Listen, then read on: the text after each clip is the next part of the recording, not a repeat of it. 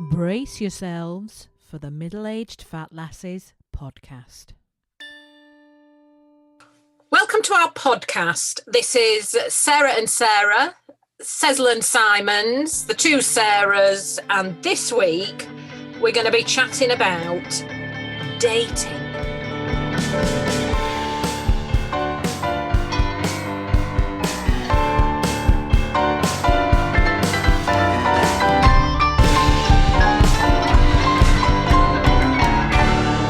Sarah, when I say the word dating, what do you think of? Americans. I think it's an American term. I remember when I was a teenager reading what we'd probably call young adult fiction now, and about young people going out on dates. And it seemed to be very formalized. It seemed to be very clean. It seemed to be more to do with going out and meeting people. It also seems, I've never really understood the whole American concept of dating. But so, for example, there's an episode of Friends where Phoebe is dating two men, and that's pretty much okay until she reveals she's actually sleeping with one of them. That it's okay to be kind of trying people out and going on different dates, so long as you're not actually having sex with one of them. And then it becomes a different thing. But dating was not a thing when I was a girl. No, it wasn't me either. And you know, you saying Friends, I think that's the first time that I became aware of kind of the rules of it, that there were rules involved in American kind of dating. Because at that point, even like mid-90s, the idea of dating, it hadn't come over here, had it? Over here, we were still copping off. Have you copped off? So when we were younger in rural Cumbria, the question would be, will you go with me? And what that meant, that would be at a rural disco. The DJ was Keith's Hot Rod. A really special one would be where there were crisps and pop on sale. That would be quite exciting. That would be a level up. Nice. Somebody would come in with maybe a can of Tennent's and get leglessly drunk, 6 of them on a single can of Tennent's, and it would all kick off. And then somebody would say, will you go with me? Or my friend wants to go with you. Yes! Yes. Yeah, I remember that. My friend wants to go with you. Yeah. And that didn't mean sex. It meant like snogging. The courtship ritual was that you would then go to that person, you would have no conversation with them, and you would snog them for most of the evening. And the bits when you weren't actually locking lips, the lad would sit with his arm around the girl, because this was entirely heterosexual. There was no same sex copping off. The lad would sit with his arm around the girl's shoulder, and then they would both look sadly into the middle distance while everybody else was dancing, as if they were having like a kind of catching their breath, kind of having a break. It was very, very public. And yes! So that was copping off. And the thing about Keith's Hot Rod Disco is that he would signal the end of the evening by playing Hi Ho Silver Lining. And Hi Ho Silver Lining has now become almost Pavlovian for me in terms of disappointment, because if you hadn't copped off by the time Hi Ho Silver Lining played, that was it. Yeah, awful. I have an actual physical sense of disappointment. You know how you've described it, and it was so public. I remember going on, well, it wasn't a date. There was this lad that I'd copped off with at the local under-18s disco, Champers. And then I met him afterwards, like the following week. And we snogged a lot in the shopping centre where they have the seats around the little fountain. And I think we probably went for it in a snogging sense in broad daylight. Oh, my Lord. And then my friend said her dad had seen me in the shopping centre. Nothing more was said. And I was just, you know, when you feel sick. And even then, when I had absolutely no shame whatsoever, I still remember thinking, oh, shit, maybe I shouldn't have practically done that. In that lad's face in broad daylight in the shopping centre. But anyway, I went out with him again, and he said to me, do you fancy a brew? And that put me right off. Oh. I was going for a cup of tea. I remember that because he was really handsome, and that put me right off. I'd gone on a bus to Skipton to see him. For him to say, fancy a brew, and me want to just turn around and go home. Must have been about 15. The thing is, though, You didn't need to talk to anybody because you knew them anyway. It was just like out of school. I didn't know him. No, I went to an all-girls school. He was a total stranger. They were all total strangers who I was copying off. Oh, no. You see, with us, it was like we all knew each other. We all sat next to each other in French or geography or whatever. The whole copying off ritual had nothing to do with chit chat. You didn't have to ask, about your family because we'd all lived next door to each other. We'd all lived in the same village. Oh, see, that seems a lot more wholesome to me than mine just picking out random strangers in a under-18s bar. And because that was obviously, all of that was just based on what you looked like. That was just that'll do, that one. I'm not sure I'm presenting myself in a wonderful light here, Sarah. The whole thing was really odd. And it was just a night of snogging. Like your face chewed off. Yeah. Like, and it wasn't more than that. It was never more than that. No. At that point in development. It wasn't. Yeah, copping off, getting off with somebody, that was the same sort of thing. Yeah, got off with him. But you see, nowadays, I would question what copping off means. If somebody said, oh, well, they copped off, I would assume with adults, now that I'm in my 50s, that somebody was having sex, not just sitting in a public place kissing each other. As somebody who's been married since 1920, can I just ask you, Sarah, do people, because you've been single and... On the market? Oh, that sounds terrible, on the market. You've been auditioning people, haven't you? I've been auditioning people, yes. Yeah. Do people older than 15 sit with people they like and just snog them? Does it have to lead to sex? I think, yeah. The idea is that you don't go to the Crown and sit next to somebody and, their hand on your knee and you snogging. And then because in grown-up world, you don't do that, do you? No, somebody would call the police. What are they doing? Oh, do you know, one of my friends, I met her years and years ago, and she was a teeny tiny, delicate little Australian lady. When we'd see a handsome man, she'd say, and I can't do the accent, "You hold him down and I'll pash him off." Pash him off! And that meant like snogging them? Yeah, same as copping off. Right. Shall I tell you what I don't like now? Catch feels. And I know that's not the same thing as copping off. There's so much about that phrase, catch feels, that I don't like. I've not heard that. I've heard of copping a feel. No, that's something completely different. This is feels as in you're getting feelings for somebody. Oh, is it? I caught feels. Oh, it's like emotional feels, not fingering. How lovely. As our dear Queen would say. No, because there's a bit in Catcher in the Rye where somebody's copping a feel. And that's groping somebody. So catching feels is like having an emotional experience with somebody. Yeah. You see, my kids are they're not kids anymore, they're adults. And they spend most of their time in open contempt to anything I say, particularly about my youth or childhood. And they hate words like shag and snog. Oh, don't say snog. Oh, it's revolting. And my son once said to me, don't tell me about your teenage years. We all know what happened in your teenage years. You all went to a party and someone had it off. They think having it off is the funniest expression. Someone would just have it off. Yeah, with me usually, so shut up.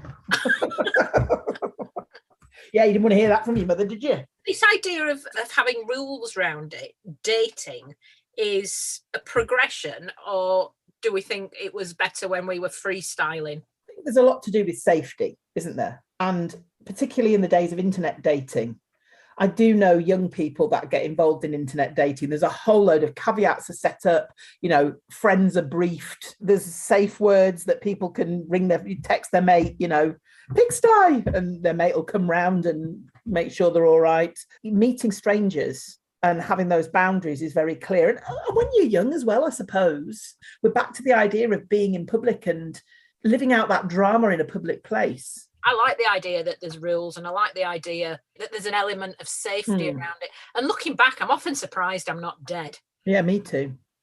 All the terrifying, let's say, romantic scrapes I got myself into, the overnight romances, that kind of thing. Yeah. And I think, how did I not accidentally meet some terrible murderer? I think about frequently. I remember after I'd got divorced, I did a bit of, must have been text dating, because it was all done through the Guardian Soulmates. And I remember meeting this man and arranging to meet him in the car park of a pub, like out in the middle of nowhere. And when he arrived, the first thing I thought was, God, he looks like Peter Sutcliffe. And then I thought, hang on a minute, I am in, no one knows where I am. I am in a bloody car park in the pitch dark, in the middle of nowhere. It wasn't anything like Peter Sutcliffe. He was a very, very sweet man, but it wasn't for me. But I did remember thinking at the time, whoa, what am I doing? He was fine. He wasn't a murderer at all. Oh, well, that's good news. I could have been the murderer. I was more likely to have been the murderer. Let's be honest, yes. I think the interesting word in this is off, because like getting your rocks off, getting off, copping off, there's a little bit of a link to orgasm. Yeah. Off seems to me to have taken on this sexual weight. So copping off. Yeah. Will you go with me? Yeah, will you go with me, mate? I tell you what my dad used to say as well. When me and all my friends were going out when I was about 16 and we were all dressed up to the nines and it was obvious why we were going out, you know, to look for gentlemen. That sounded very Victorian, didn't it? And he'd say, are you going sharking? Oh. Sharking meaning like a shark on the attack. When I was out with my friends, if we saw a gentleman that we liked the look of, one of them would do a fin sign on the top of their forehead, like a dorsal fin in Jaws, and there'd be a very light humming of while that person went to see if they could ensnare their victim. In Carlisle, it's called going on the ratch, being on the ratch. Are you on the ratch? Because ratch means looking for something. Oh, out on the ratch means that you're going out to look for a chap. You know, you said your friend's dad. That's the other thing about living in small communities. When I first left my husband, me and the kids went to live with my mum and dad. So I was in my mid-30s. And there was one day at breakfast, my mother said, Celia Hughes saw you coming out of a pub with a man with a leather jacket. Practically on the game, mother. Now, this internet dating, I've been with my husband since before the internet was invented. Up until recently, because I have lots and lots of gay friends, the only thing that I knew about internet dating was Grindr. I have played Grindr with my friends. They've shown me out how you get involved in the game of Grindr, which they explained to me is a bit like the modern day version of cottaging, a slightly more organised, safer, legal version of seeing a stranger who you wouldn't mind having a go on, arranging a meet-up and cracking on with it. I remember recently I was describing Tinder to a mate of mine. That's the straight version of Grindr, isn't it? So I was explaining it to a mate of mine and he went, oh, it just sounds like organised sex. I said, well, I think it is. But I've never really got into Tinder. A friend of mine who uses Tinder had come up and she was showing me, you know, swipe to the right, and you put where you are, and all these names come up, and I sound like somebody's nan, don't I?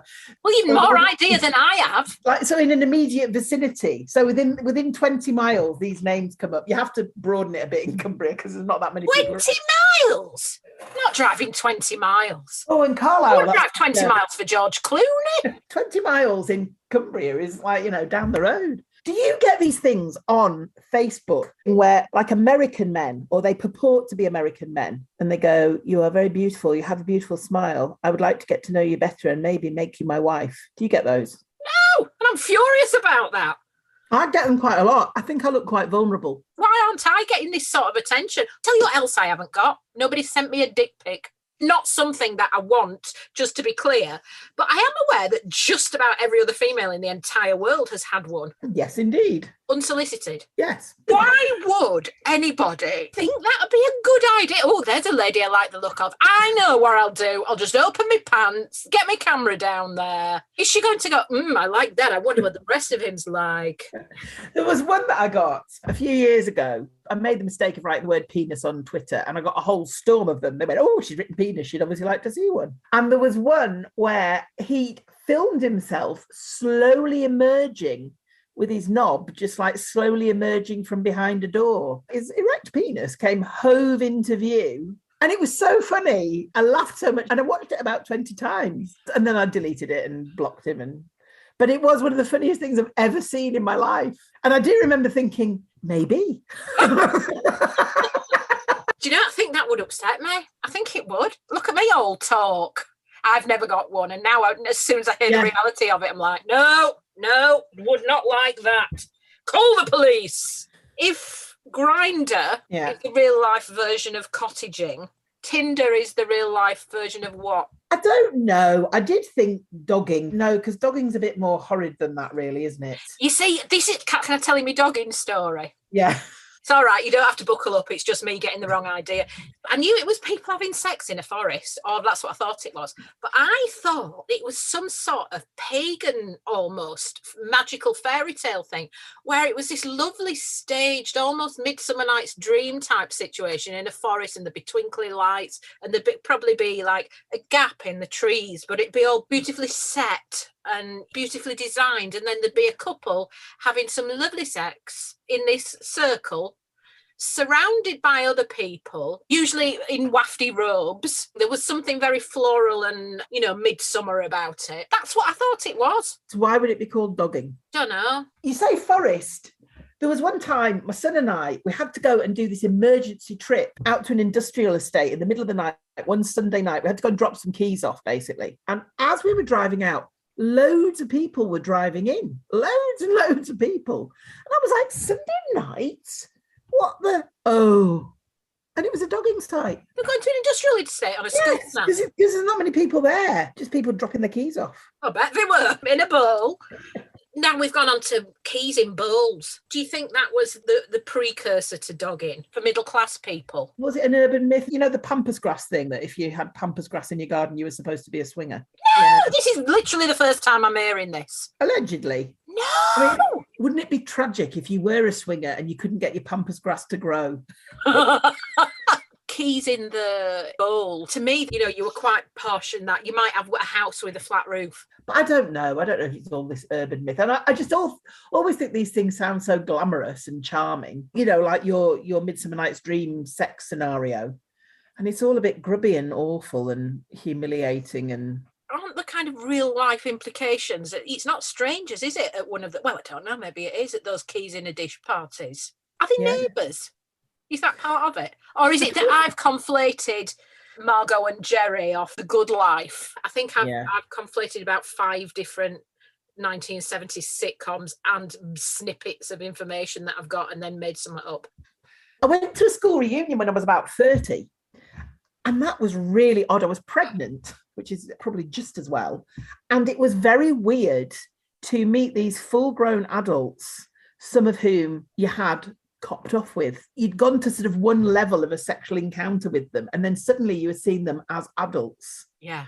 It was all a bit, ooh, I've done things with you, and now we're meeting as grown-ups. That was very odd. It was quite thrilling. Do you go back to those teenage relationships when you see friends who you were at school? Yeah, I definitely think so, because you all know what each other were like as kids. I was going to say, if you weren't pregnant before you got there, you would have been by the time you went home. Yeah, no, I definitely think there is that thing of remembering what you were once like, and now I'm just like somebody's mum. I quite like not having the pressure of it, though. As soon as I start thinking of myself, am I attractive? I start feeling insecure. As soon as I start taking the focus off myself to thinking what somebody else's review of me would be in that context, I start doubting myself, and I have to bring myself back to, I don't really give a fuck whether people think I'm fanciable or not. There are times when I feel very self-conscious about it, but then there's also times when I don't give a shit. But that can be at the same time. I just can't do that. And I don't know if my journey back from being so intensely sad and disappointed with my appearance because I'm fat kind of almost took over my life. My way back from that, I've gone a little bit almost evangelistic about not giving a shit. And it's one of the reasons why sometimes I post pictures of myself looking absolutely dog rough on Twitter or Facebook, and other times when I'm all done up, because I really want to feel that not giving a shit. And it's not because I don't give a shit about my appearance, it's because I don't give a shit about other people's reviews of my appearance. Have we gone too far away from We have gone off? quite a long way from copping off, but I think it's an interesting tangent we've shared. So what direction would you like the dating world to be? Would you think it should have more of a framework to it? Would that turn it a little bit Jane Austen? Yeah, but, still people were having a fumble in the shrubbery even then, weren't they? I mean, look at Lydia Bennet, off with Wickham. Yeah, and I think those things have always happened. People have always broken the rules, and the rules are there to be broken. The boundaries are there to be escaped. So we've covered copping off, pashing off, getting off, having it off. Yeah. Do you remember bunking? Bonking, yeah. Oh, do you know, in retrospect, I don't like that. I don't. But it always sounded such tremendous fun. Yeah, but it does sound a little bit children's TV as well, which I don't like. I remember the first time anyone said it to me. Oh, he said, have you been bonking? And I remember thinking, good Lord. That sounds really jolly. Banging. Oh, banging. Oh, nasty. That sounds a bit violent, doesn't it, banging? It does. Sowing is what they say up here. Do they say that in your world? No. Does she sow? That means, is the lady available for sexual intercourse? Does she sow? Sow. As in Lady Pig? Well, yes. Never seen it written down. No one's ever written it to me. I do think it's really funny that my kids think shag is so nasty. It's maybe from Austin Powers, you know, the whole shag. Yeah, but we used to say shag before that. Are they shagging? My dad's mate, they went out for a night, and my dad's mate apparently had gone into this pub on the way out. There was a whole load of women, and they were all like, bye, bye. And as he went out, he went and shagged a lot of them. He said the secret to his success was just trying it on with everybody. He goes, throw a lot of mud at a wall and some of it sticks. Yeah, the numbers game. That also feels quite David Attenborough does that, the natural world. Maybe that's the way forward, Sarah. Oh, no. Right, I think we have covered the world of dating and lots of other worlds, actually. We have, yeah. Quite robustly. Why has that made you laugh, Sarah? Why has robustly made you laugh? Oh, because I've got my Alan Partridge love on at the moment, and there's a bit where he says, the prophylactic broke during some quite robust lovemaking. Right, well, that's upset us all, Sarah, and we best finish. This has been Sezl Simons, the two Sarahs, podcasting about dating. Join us again soon, listener, where we will be twatting on about something else. Bye-bye. Bye. You've been listening to the Middle-Aged Fat Lasses podcast. Subscribe now to make sure you don't miss an episode. And to find out more, visit middleagedfatlass.com.